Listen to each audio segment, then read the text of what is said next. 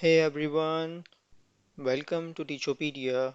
Today we will be learning about loops in Python. So let's start with what is loops. Loops is an important concept in programming languages. A loop, it's like a sequence that is repeating its task again and again until a defined condition becomes true. Think of it like a process which is continuously running until a condition which is defined, like for example we define a variable that is counter, and when this counter reaches to 60, terminate this loop, or you can say terminate this process. In Python we have two main types of loops. One is for loops and the other is while loops. While loop is using this type of loops, we can execute a set of statements as long as the defined condition becomes true or as the defined condition is met. On the other hand, for loops are used when we want to iterate over a sequence. A sequence can be a list, a tuple, dictionary, set, strings, or range, etc. So now we have a little bit know-how about what is loop and what are its type. Now we can jump to coding. So as you know, open idle and create a new file and name it as loops. So I have already created a file named as loops, and we will first code while loops. So for that we will define a variable called, let's say, I, and we will define its value like a counter, and then using while loop we can print that I variable, and in the loop we will increase its counter till our defined condition. So now it will print from 1 to 5. Print I, then we will have to increase it by 1. Okay, so that should print the first 5 numbers, that is 1 2 3 4 5. Perfect. So now in the second example we will try to sum our first 5 numbers that is printed in our first example. So for that we will need a sum variable. We will define it by and initialize it with 0. Then we will have n, which is our range, and we will mark it to 5, and then we will have a counter variable that is 1, and we will increase its counter by 1 in the while loop. Okay, so we will define our condition first. While counter is less than equal to n, try to sum n plus is equals to counter, then increase the counter variable by 1, and then at the end print sum of n. Now it should print 15. Yep, that's right.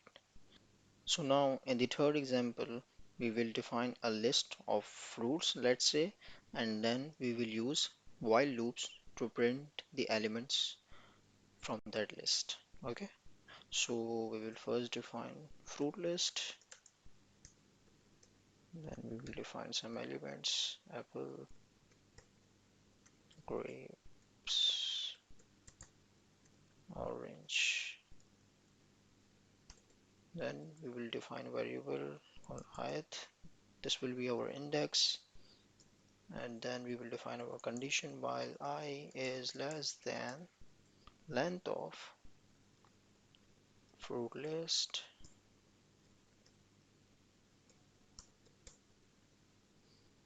Don't forget to write colon after loops, okay, or in conditional logic like if else.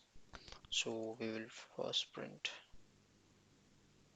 fruit list ith element, and then we will increase its counter by 1.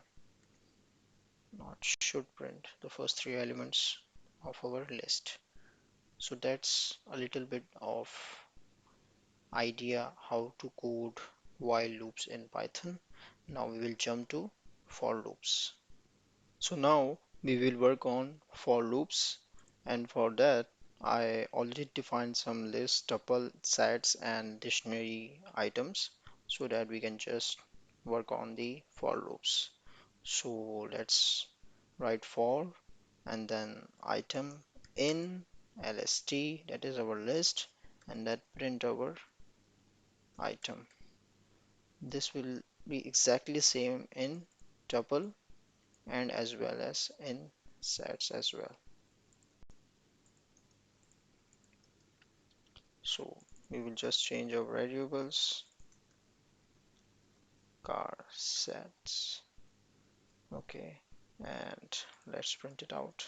So as you can see, we have our list elements grapes, apple, banana, and then we have our tuple elements UK, cricket, football, Paris, and then we have sets element BMW, Nissan, Honda. Remember, sets doesn't have indexes, so it shouldn't be print in the exact same order in which we have defined. So that's why it is written like BMW, Nissan, Honda. On the other hand, we define like Nissan, BMW, Honda. So now we will work on the dictionaries and we will define a for loop for that.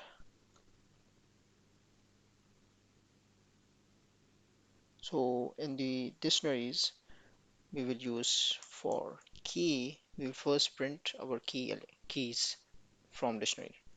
So for that, my data dot keys, and we will print key, okay. And now okay, sorry, it is my data, not my dat. Now it print the name, education and age, which is our keys in dictionaries. So now we will print the values from our dictionary. Okay,